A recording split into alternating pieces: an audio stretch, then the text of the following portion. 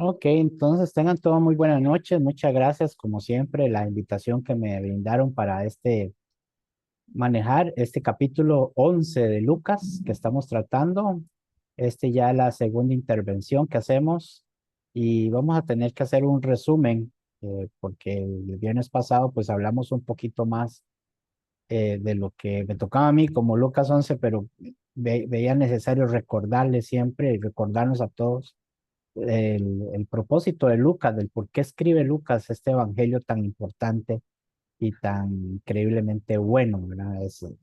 Lucas es, en lo personal, yo admiro mucho lo que hizo Lucas, el trabajo que hizo, para mí es una joya, una joya muy preciosa, un tesoro muy precioso, y pues no me canso de hablar de la persona de Lucas, de la intención que él tuvo al escribir esta carta del Evangelio de Lucas y también la carta de Hechos.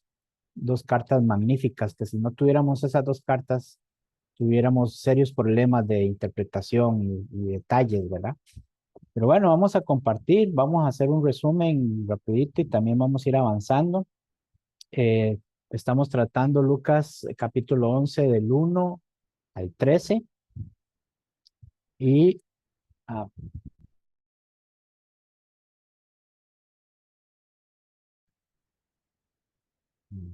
ay, perdón hermano, se me fue por un momento el,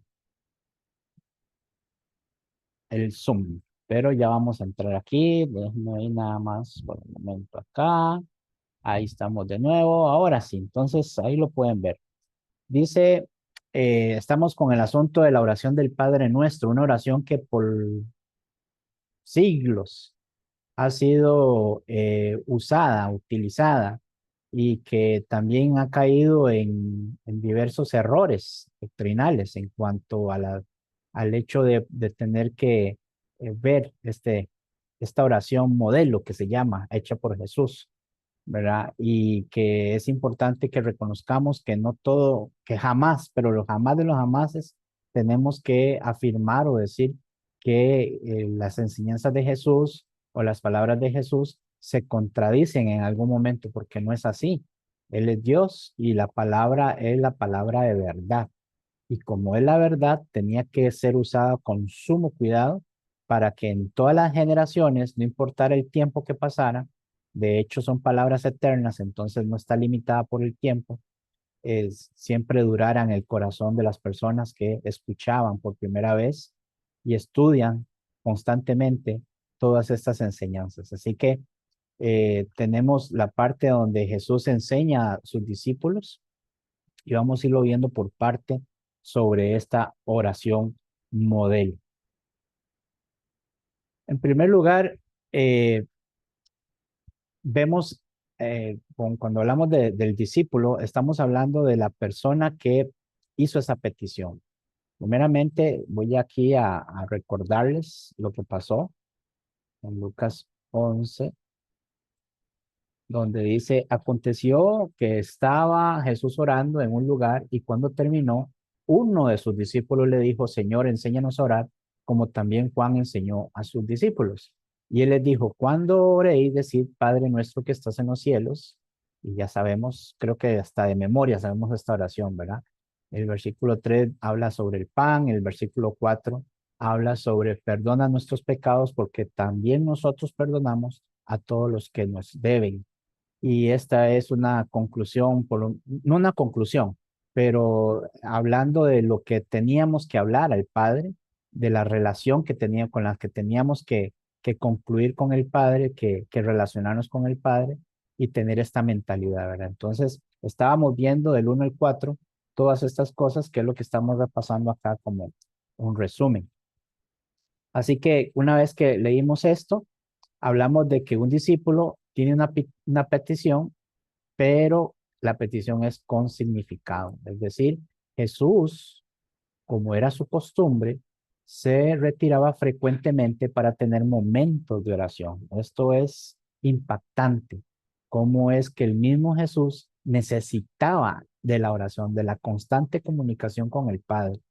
Si Jesús siendo Dios, si Jesús sabiendo todas las cosas, en su condición humana, sabiendo la condición que tenía humana y la carga que tenía que llevar como humano, él inmediatamente se adoptó o agarró, ¿verdad? Como algo que lo fortaleciera, la oración.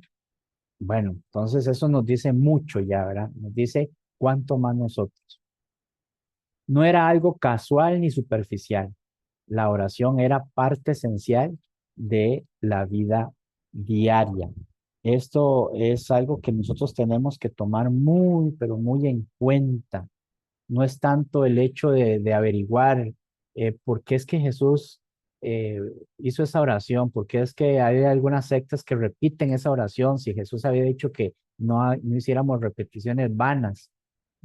Pareciera una contradicción, ¿verdad? Y la gente se esfuerza por tratar de entender y de verlo desde el punto de vista humano, el porqué de estas palabras y todo esto, pero no se fijan en lo que estaba haciendo Jesús realmente, en la condición en la que estaba Jesús, siendo Dios con condición humana, sabiendo que tenía que tener y vivir esa condición, él se aferra a la oración. Es que no era ni algo casual ni superficial, sino que la oración era parte esencial de su vida, sí, diariamente. Y entonces esto nos vuelve a dar un golpe duro en nuestra cabeza para preguntarnos cuánto más nosotros debemos entonces tener esto muy en cuenta. Otra cosa importante es que en este caso uno de sus discípulos, retomando el asunto, al observar probablemente con admiración y reverencia la manera en que el maestro se dirigía al Padre, se anima a pedir. Él ve, él lo está viendo, él está observando. Claramente que no solamente él, sino también todos sus discípulos, pero él sí estaba listo para actuar. Los otros tal vez tenían, pues, no tal vez, es que eso es lo que tenían los discípulos, que muchas veces cometían tantos errores. Una vez que Jesús les advertía, les decía, los aconsejaba, les ayudaba, pero ellos a veces, como nos pasa a nosotros también, olvidamos que nuestra posición, que debemos ser discípulos, debemos escuchar, no tanto pensar qué hacer, sino más bien cómo debemos obedecer, qué debemos hacer. Mucha gente, por estar pensando qué hacer y cómo hacer las cosas bajo su propia opinión, se olvidan de la confianza en Dios. Ahora, ¿cómo vamos a hacer esto? ¿Y ahora cómo vamos a hacer aquello? Y la iglesia, y que las reuniones, y que los estudios, y quién nos va a enseñar, y que no hay predicadores. Entonces, y eso pues hace que nosotros nos pongamos más lentos de mente. No, ahí están las escrituras. La iglesia es del Señor. Él es el que vigila, el que la cuida, el que la hace crecer. Nosotros lo que tenemos que hacer es simplemente estar atentos al maestro. Y esto es lo que pasó con este hombre. Y se anima a pedir. Se anima a pedir por la admiración que ve en cómo Jesús tiene esa relación con el Padre y cómo conversa con el Padre. Señor, enséñanos a orar como también Juan enseñó a sus discípulos. Esto lo hemos visto también porque recuerde que en la mentalidad de los discípulos, como se creían tales, ¿verdad? Como discípulos, ellos decían, bueno, pagar aquí para que se vea completamente eso. Ellos decían, bueno, nosotros somos discípulos, Jesús es nuestro maestro y lo que hace este maestro conversando con Dios es algo admirable. Entonces yo le voy a decir al maestro que me enseñe también a mí y como Juan enseñaba a sus discípulos, bueno, Juan los preparaba y todo eso, entonces que el maestro nos prepare, el maestro Jesús. Jesús lo toma de manera consciente eso, es decir, él no ve una reacción superficial del discípulo y de los discípulos que estaban dispuestos, y entonces este deseo muestra humildad. Él ve la humildad de estas personas, principalmente este discípulo que se anima porque tiene disposición a aprender y ser espiritual.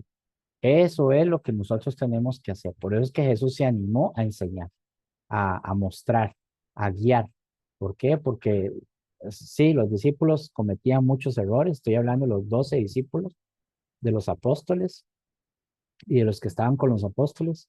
A cada rato cometían errores, tenía una gran falta de fe, no entendía muchas cosas, pero algo que no les podía quitar nadie era la disposición a aprender y ser espirituales. Y eso es lo que Jesús le agrada.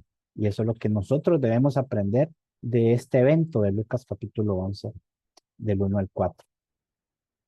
Así que nuestro hermano Part-Time, que es uno de los que hizo el comentario del capítulo 11 de Lucas y que yo admiro mucho, destaca que esta petición revela que los discípulos veían algo especial y auténtico en la oración de Jesús. Qué bonito, qué excelente. Me pareció muy bueno traerlo a colación lo que dice nuestro hermano Juan Part-Time, porque Wayne Part-Time, porque es cierto, es un hecho lo que veían en Jesús, cómo se comunicaba, cómo hablaba, era algo de admiración. De hecho, no solamente sus discípulos, sino que cuando él terminaba de hablar, la gente se admiraba en su doctrina porque enseñaba como quien tiene autoridad y no como los otros guías que carecían de ella. No pedían una fórmula vacía, y eso es importante, sino la dirección de alguien que sabía hablar con Dios. Ellos no simplemente querían aprender algo, no querían aprenderse un amuleto, algo, una palabra mágica. Yo veo muchos de los que guardan todas estas tradiciones de las iglesias, por ejemplo, la iglesia católica. Yo no quiero usar esto porque esto lo van a ver en video y todo eso. Yo no quiero estar señalando con el dedo porque no me toca a mí señalar con el dedo a otras religiones ni señalar tampoco sus posiciones. Esta gente ha hecho grandes cosas. Los católicos han trabajado duro para ayudar a muchísima gente, pero el problema que tienen, que es una de las cosas que ellos mismos pueden asentar con la cabeza, decir que sí, no los estoy acusando, sino que estoy concientizando de que ellos mismos también saben de esto, es que muchas veces cuando van en un transporte público, cuando pasan por algún templo o algún edificio de ellos, católicos, se persina, que llaman, ¿verdad? Entonces se ponen la mano en la frente, en el pecho, en los hombros y en los lados, ¿verdad? Pero de una forma increíblemente rápida, ¿verdad? ¿Por qué? Porque muchos de ellos han caído pues en la falsedad de que hacer eso ya es algo, hacer eso ya Dios tiene que hacer algo, cuidarlos o protegerlos de alguna cosa mala o lo que sea. Y así ha sido también con las oraciones del Padre Nuestro. Y por eso hablo con esta claridad, porque mi enfoque en este estudio no es señalar si las doctrinas de la Iglesia Católica, sino lo que quiero señalar es que teniendo tales doctrinas, la Iglesia Católica, sus seguidores muchas veces utilizan estas fórmulas como algo, como fórmulas mágicas, como algo, como un hábito sin sentido. ¿Sí? Y esta oración no lo tiene. El Padre Nuestro, muchas personas católicas empiezan a decir, Padre Nuestro que estás en los cielos, y lo dicen a una velocidad, una rapidez, perdiendo completamente incluso el sentido de lo que están diciendo. Entonces, eso es un llamado de atención que no estoy, como le digo, diciendo que salgan de ahí o que están ¿cómo van a ir al infierno y que eso sería otro estudio. Pero acá, si ustedes, amigos católicos, son de los que más utilizan este tipo de tradiciones y tras de lo que están haciendo, lo están haciendo de una forma superficial, pues imagínense que están añadiendo más todavía a las cosas que a Dios le disgusta, a lo que a Dios no quiere. Así es que tienen que buscar la forma de encontrarle más sentido a esta situación. En cuanto a nosotros, los que practicamos el Evangelio, la doctrina sana de Cristo, pues sabemos, entendemos que esto no es una fórmula vacía, que hay que estar repitiendo y repitiendo y repitiendo. Pero también debo, con la autoridad que me da la palabra, debo concientizar y debo exhortar a mis hermanos de que muchas veces nosotros caemos en ciertos errores, ¿verdad? Todos nosotros caemos en errores en la adoración del culto. Entonces, a veces estamos cantando los signos y no estamos poniendo atención. A veces estamos orando y no estamos oyendo al que está orando por el pan, por el jugo, por la ofrenda y todo, y no estamos poniendo atención, no estamos compartiendo con el hermano, ¿verdad? Y es difícil, porque el hábito hace que sea difícil. Cada domingo, domingo tras domingo, en el culto, estar ahí es difícil porque se habitúa uno a eso y se vuelve de forma automática. Pero eso es una lucha constante. Nosotros tenemos que reaccionar en el momento que nos esté pasando, tenemos que volver a traer la voluntad de vuelta, no mandar la voluntad a ver si se quedó bien cerrada la puerta o si más tarde tengo que ir a hacer los pagos al banco o mañana tengo que levantarme temprano porque voy para una situación, una cita, lo que sea. No dejemos que la voluntad se vaya. La voluntad se va a ir, eso es definitivo. Usted va a estar ahí cantando y se le va a ir la mente, pero en el momento que usted se dé cuenta, tiene que volver a traer. Con esa lucha constante y ese esfuerzo continuo, va a llegar un día en que usted va a dominar la situación. ¿Por qué? Porque todas la adoración que nosotros hacemos los domingos tiene un principio, tiene un fin, tiene un propósito. No es simplemente para que usted se sienta bien o para que usted se sienta a gusto. El fin, el propósito es para adorar a Dios. Y eso es lo que nuestro Señor pide. Entonces, cada domingo tenemos que luchar con eso, porque nosotros sabemos que no es una fórmula vacía lo que nosotros estamos haciendo. Y así es la oración del Padre Nuestro. La dirección de alguien que sabía hablar con Dios, ese es el que nos va a enseñar el verdadero significado. Entonces, es la oración modelo. Pero cuando hablamos de la oración modelo, ¿a qué? ¿Qué estamos diciendo con eso? Es que la oración del Padre Nuestro, y entonces dicen nuestros amigos católicos, hay que repetirla, ahí dice que tenemos que decirla. Y Padre Nuestro en los velorios y en las peticiones y en todo, constantemente se está repitiendo y repitiendo y va perdiendo su significado. Pero dicen es que es la oración modelo. Y cuando la gente, los hermanos dicen, no hay que estar repitiendo, porque los que estamos en la iglesia de Cristo, no hay que estar repitiendo eso, le decimos a nuestros amigos católicos, porque así no es que eso es una oración modelo. Pero la pregunta es, qué es una oración modelo? ¿A qué se refiere con eso? Bueno, primeramente tenemos que ver que este tipo de oración que Jesús está haciendo y enseñando, está enseñando a sus discípulos, tiene que ver con algo que es sencillo, profundo y transformador. Ese es el propósito de esta oración, que cuando tenemos una relación con el Padre, vamos a conversar con Él y tienen que haber reglas de comunicación, como lo estamos haciendo aquí en este momento. Imagínense que yo le dijera en este momento a todos, enciendan su micrófono y hablemos todos al mismo tiempo. ¿Quién se va a edificar con lo que se vaya a hacer hoy, ¿verdad? Todos hablando, y el hermano Fabio, la hermana Midalis, y el hermano Manuel, y todos aquí los que estamos en esta plataforma, todos hablando al mismo tiempo y diciendo y todo, un mercado completo, ¿verdad? Nadie va a poder comprender lo que se está tratando de hacer acá. ¿Por qué? Porque en toda conversación siempre hay un acuerdo, hay reglas de conversación. Y entonces era necesario que Jesús les enseñara a sus discípulos que tenía que haber una regla de conversación, o ciertas medidas de conversación con el Padre. Y esas medidas es lo que llamamos modelo. Y ese modelo no refleja las palabras que está diciendo Jesús aún, sino más bien el concepto de esa oración. Y ese concepto tenía que ser sencilla, profunda y transformadora. Jesús entonces les ofrece una oración breve. Tampoco es que alargó tanto, ni oró toda la noche, ni se dio el lujo de impresionar a nadie. Es que ese no era el propósito de Jesús. Jesús lo que quería es que ellos usaran más el corazón que las palabras, el entendimiento más que las palabras. Y entonces ofrece una oración breve, lo suficiente como para que sea profunda y centrada en la voluntad de Dios, es decir, lo que Dios quiere y requiere. Así que es un patrón, es una línea para toda oración. ¿Qué hace usted con las oraciones? Yo les pregunto a ustedes, ¿cómo oran a Dios?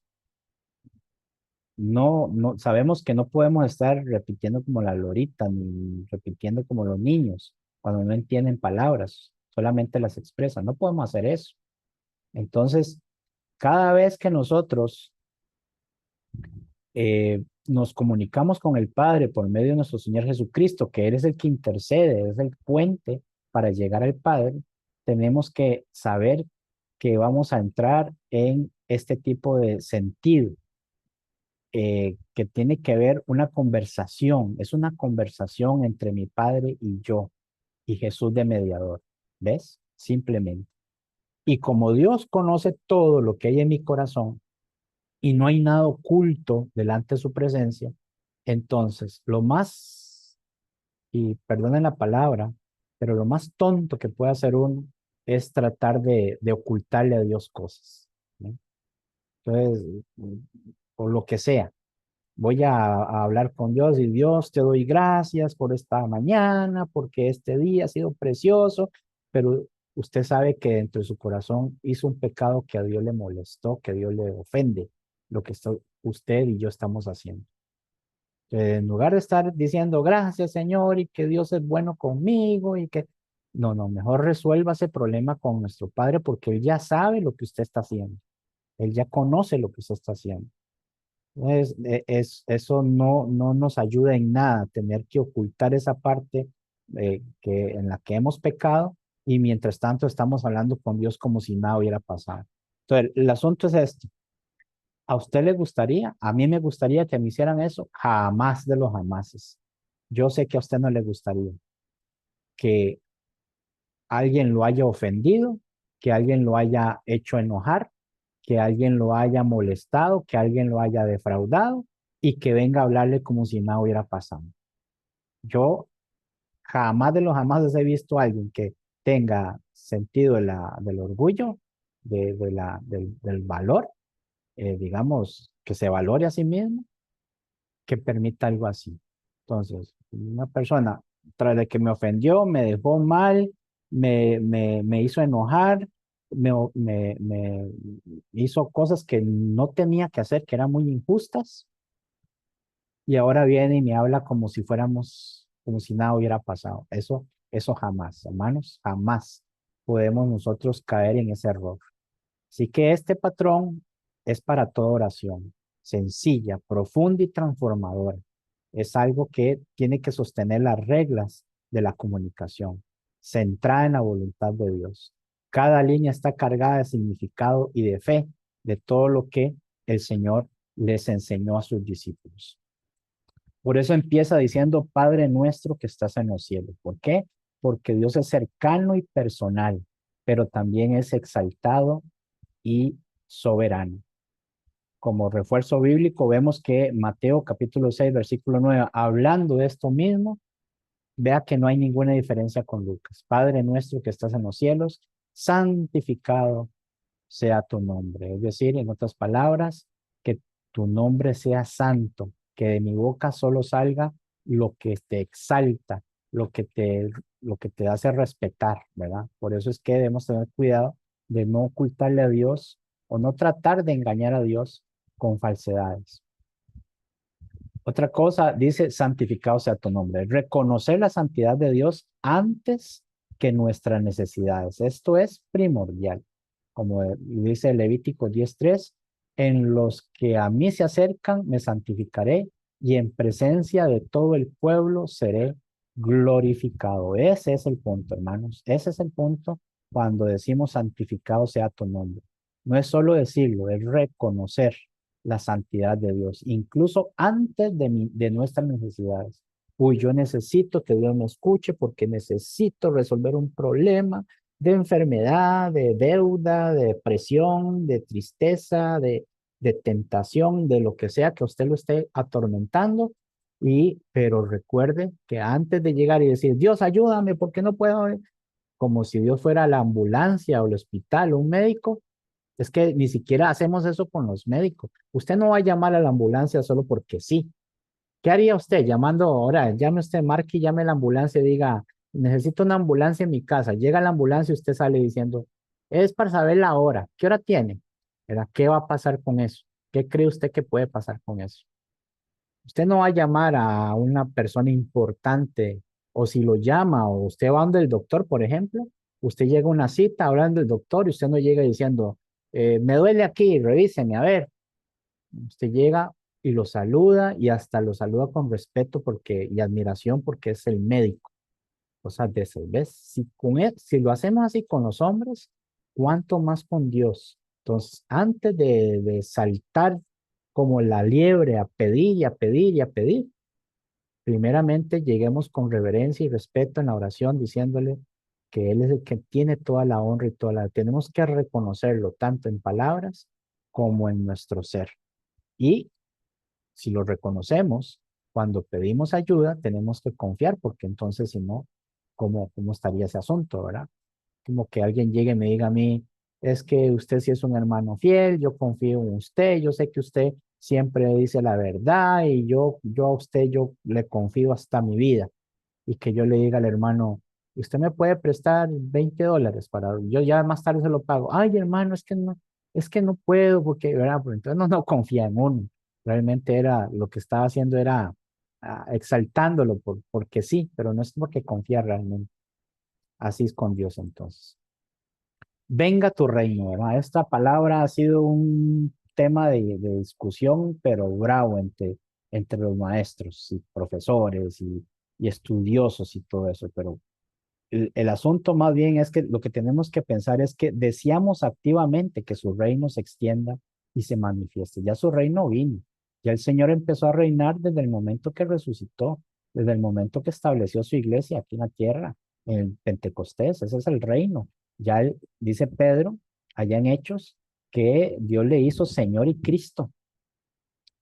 Así que desde el momento que Él resucitó, Él es Señor y Cristo, dice Él mismo Jesús dijo en Mateo 20, 28 19 Mateo 28 19 20 dijo, toda potestad me ha sido dada en los cielos y en la tierra. Él es el que reina y Él tiene su reino en la iglesia. Pero el reino aún sigue adelante, somos parte de ese reino. Y por eso, cuando Él dice, venga tu reino, no podemos pensar en que el reino aún no ha venido, sino que ya vino el día de Pentecostés, pero se sigue extendiendo hasta los confines y los tiempos. Y por eso entonces nosotros debemos desear activamente, debemos ser parte de eso, activamente, ayudando, colaborando de alguna forma. Háblele a su vecino, hable a sus amigos, mande pasajes bíblicos por internet, en WhatsApp, en grupos, súbalo a los estados, súbalo al Facebook, suba a Instagram. Eh, sí, suba cosas chistosas, eso es bonito, eso es vacilón. Videos vacilones y chistosos, recetas de cocina, gente que hace cosas maravillosas con el arte, todo eso súbalo porque para eso son las redes sociales, pero saque su tiempo también para compartir la palabra de Dios. Suba pasajes que la gente necesita escuchar, suba textos, suba estudios, comparta el evangelio.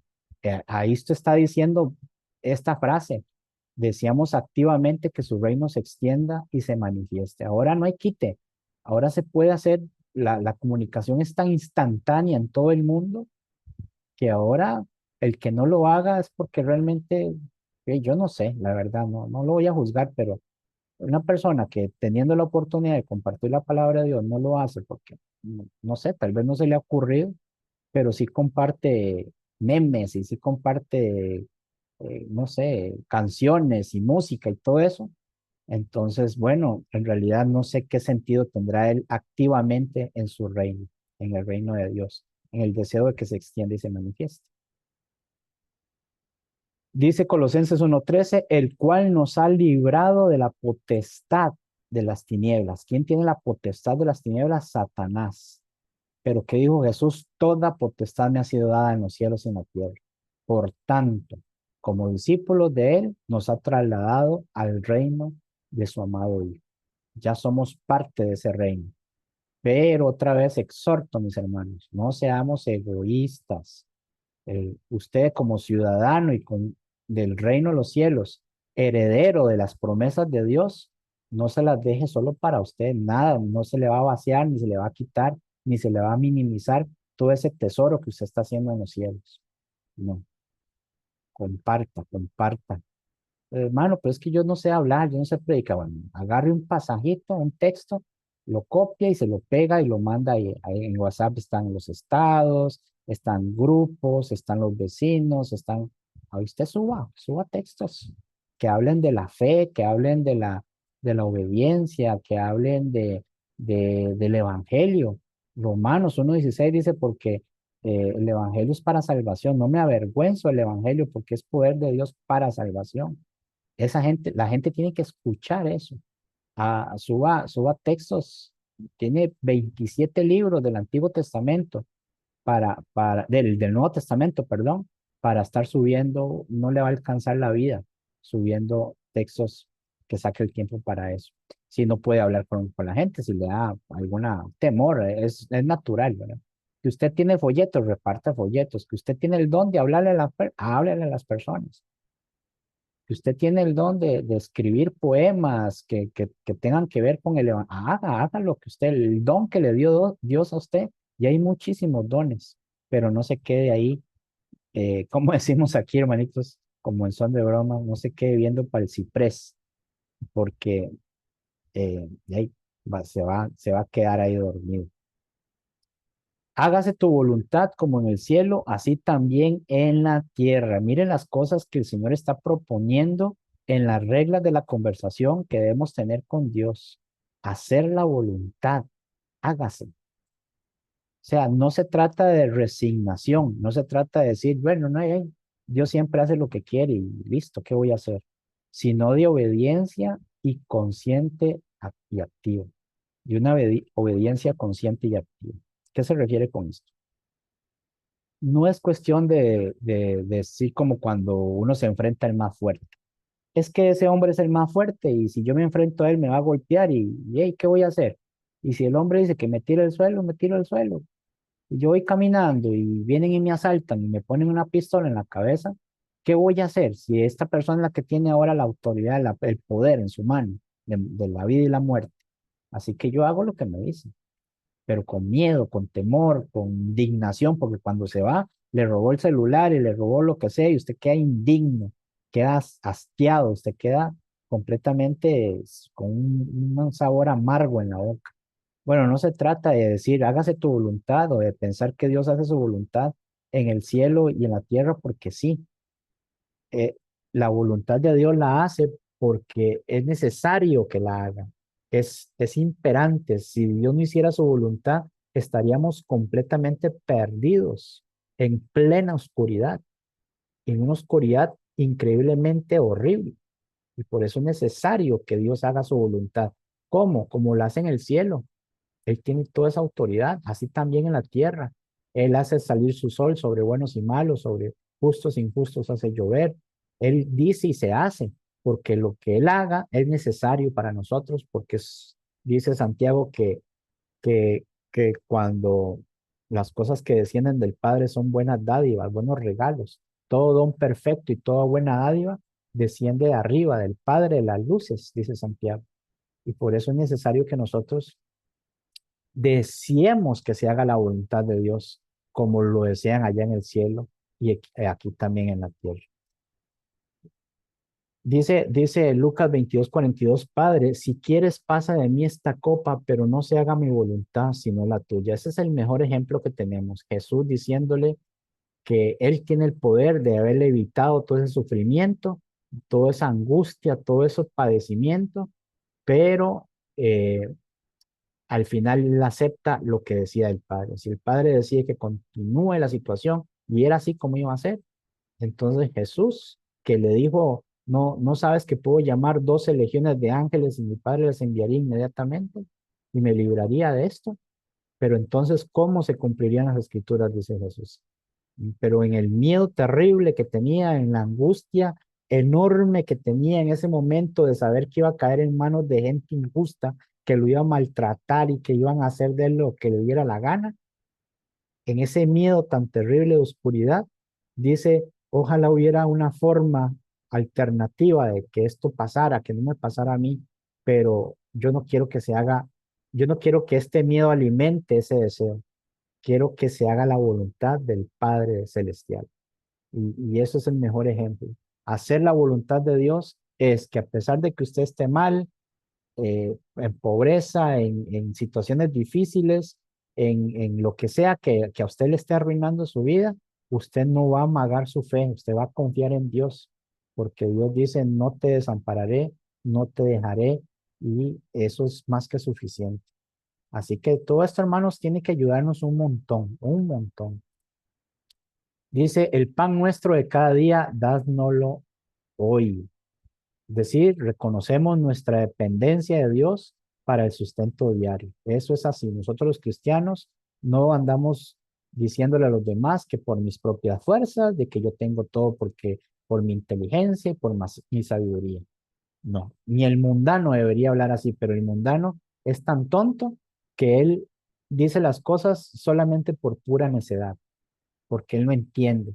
Pero nada, ni un cabello, dices, nada, ni una hoja de un árbol, si no es por la voluntad de Dios. Y Dios sabe todas las cosas, así, y Dios proporciona todas las cosas.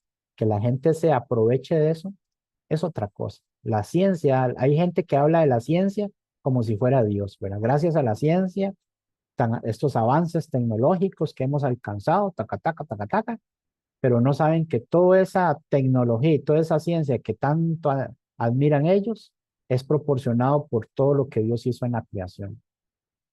Entonces, todo lo que es químico, todo lo que es físico, todo lo que es biológico y todas las leyes naturales son porque Dios la proporcionó para el beneficio del hombre. Así que si usted en este momento tiene un celular bonito, gracias a la empresa en la que usted le compró, bueno, recuerde que para hacer ese celular necesitaban minerales, necesitaban, ¿cómo se llama? Todo tipo de cosas que pudieran utilizar de la naturaleza, desde la tierra hasta oro, plata, lo que sea, para poder hacer todo eso para construir ese celular. Así que nosotros tenemos que reconocer nuestra dependencia de Dios para el sustento diario. Como dice Proverbios 30, del 8 al 9, dame el pan necesario, no me des pobreza ni riqueza, no me des pobreza para no robar, ni riquezas para no maldecir, dice, o para no ser arrogante, ¿verdad? Entonces esa es la idea resumida de Proverbios 30, 8 al 9. Dame solo lo necesario, lo que yo necesito, con eso es más que suficiente para yo poder entonces reconocer nuestra dependencia para con Dios. Perdona nuestros pecados porque también nosotros perdonamos. Esto es difícil, hermanos. Esto es bien difícil, bien, bien difícil. Nuestro perdón está ligado a nuestra disposición de perdonar. Es lo que tenemos que pensar. Usted no puede decir que Dios, perdóname, si usted aún no ha perdonado a las personas eh, que se han arrepentido. Hay personas que no necesitan su perdón, así como hay personas que no necesitan a Dios. Yo no necesito de Dios, yo me valgo por mí mismo. Ah, bueno, que le vaya bien entonces. Hay gente que dice que lo perdone Dios porque yo no lo perdono. Oh, bueno, está bien. Pero recuerde que usted va a dar cuentas de sus palabras en el día del juicio. Pero habemos otros que andan ahí detrás, sí, es que el Señor me mandó a perdonar y bueno, y entonces lo perdono, pero no lo vuelvo a hacer. Y gente que se aprovecha de eso. Pero no, es que hay que usar sabiduría en todo esto, sabiduría. Nuestro perdón está ligado a nuestra disposición de perdonar. ¿Dios es un Dios perdonador? Sí, pero ¿a quiénes perdona Dios? A los que se arrepienten. Sigamos su ejemplo. ¿Y qué es arrepentirse? Es cambiar de vida. Remordimiento es otra cosa, arrepentimiento es otra cosa. Remordimiento es que me dolió lo que hice, pero no estoy dispuesto a cambiar. Arrepentimiento es que me dolió lo que hice y estoy dispuesto a cambiar. Entonces, cuando usted es ofendido o lo que sea, usted tiene que tener siempre usted y yo, porque esto es para nosotros, la disponibilidad de perdonar siempre, pero a la persona que está dispuesto y se arrepiente, es decir, la persona que está dispuesto a cambiar. Hay personas que no necesitan nuestro perdón, entonces no tenemos por qué andar repartiendo perdón a nadie que no lo necesita. Esas son cosas que debemos tener como salida, pero la disponibilidad de perdonar a todos siempre debe estar en nuestro corazón, siempre.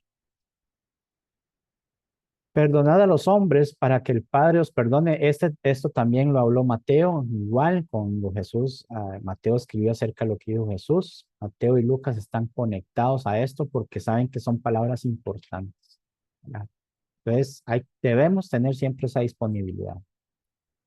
Si no tenemos esa disponibilidad, por más que usted quiera, Dios no lo va a perdonar, no me va a perdonar. Y eso no puede ser porque, bueno, a mí yo les digo, a mí me da mucho miedo, me da mucho temor que Dios, tener solo el pensamiento de que Dios se va a alejar de mí porque yo no le estoy haciendo caso o porque no me estoy humillando, eso me aterra, porque yo dependo completamente de Él para mi propia vida y para tener una vida llena de propósito y satisfacción.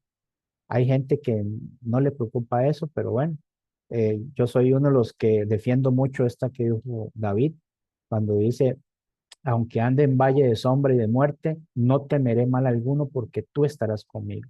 Eso para mí es muy refrescante, es muy alentador.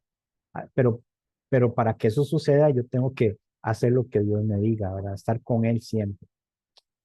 Muy bien, ya para ir terminando, entonces dice, no nos metas en tentación, mas líbranos del mal. Es decir, no pedimos evitar las pruebas, ¿no? ¿Para qué? Sino resistirlas con su ayuda.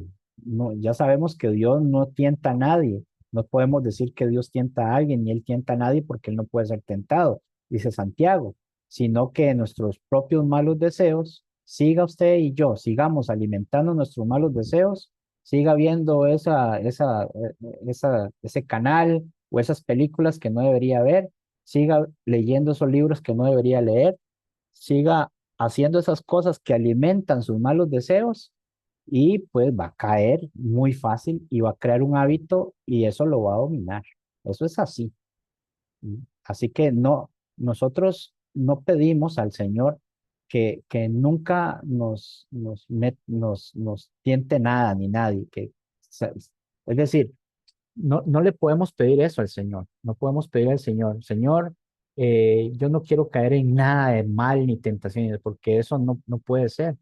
Porque es como decirle al niño, a su niño chiquito, no vayan a la escuela, no vaya a jugar con los niños, no salga de la casa, pase encerrado en su cuarto, porque yo no quiero que no le pase nada, yo no quiero que usted lo ofendan, ni lo maltraten, ni nada de eso. O sea, eso no es posible. Y si vemos, si conocemos a alguien que hace eso, le está haciendo un mal a ese niño.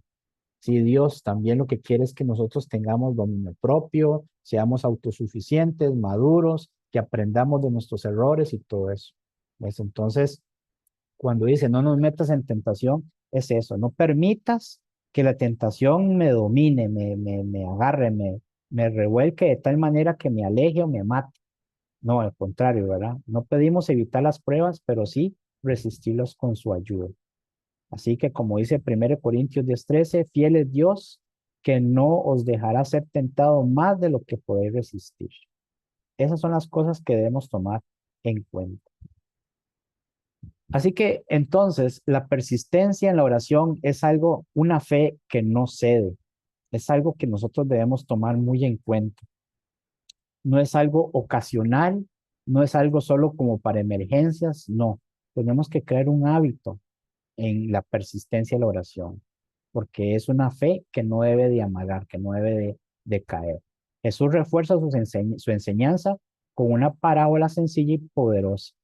Entonces él dice, imagina, dice, que vas a la casa de un amigo a medianoche porque tiene una necesidad urgente.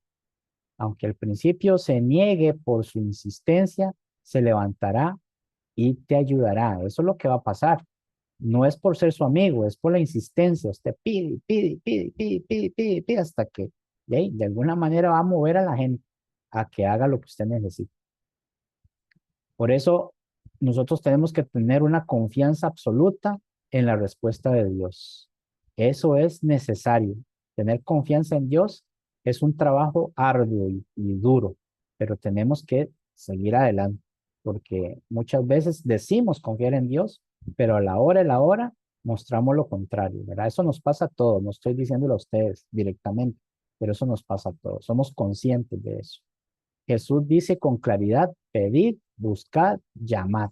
Esas tres palabras son palabras muy importantes porque estas acciones muestran una progresión de intensidad en nuestra relación con Dios. Confiamos en lo que dice. Y si Dios dice que podemos pedir, pedimos. Ya habrá un hermanito que diga, hermano, pero si yo pido algo que no, no, ya usted lo sabe, ya usted sabe lo que tiene y lo que no tiene que pedir. Y ya usted sabe lo que usted tiene que buscar. Usted y yo sabemos lo que tenemos que buscar para nuestro beneficio espiritual y eterno. Y ya sabemos a quién tenemos que llamar para lo mismo, ¿verdad? Son acciones. No es nada más decirlo, es que hay que hacerlo. ¿Pero para qué? Para una progresión de intensidad en nuestra relación con Dios, para que se fortifique, para que se solidifique.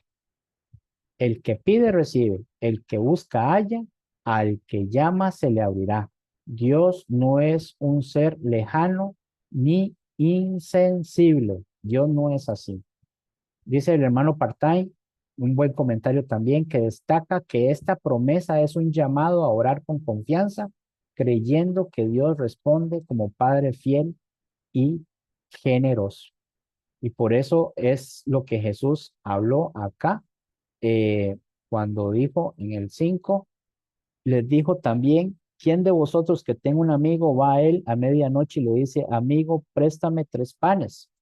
Porque un amigo mío ha venido a mí de viaje y no tengo que ponerle delante. Y aquel, respondiendo desde adentro, le dice, no me molestes, la puerta ya está cerrada y mis niños están conmigo en cama. No puedo levantarme y dártelos. Como amigo no lo va a hacer. Ya él tiene la confianza y sabe que no lo va a hacer. Pero dice el Señor, os digo que aunque no se levante a dárselos por ser su amigo, sin embargo, por su importunidad se levantará y le dará todo lo que necesite. Si esa actitud del ser humano de no dejar a la persona desprovisto, porque por ser amigo no, pero por lástima, por saber que la persona está urgida y que se pone uno en los zapatos de los demás. Si uno puede llegar a esa conclusión lógica, dice el Señor Jesús, y yo os digo, pedid y se os dará, buscad y hallaréis, llamad y se os abrirá.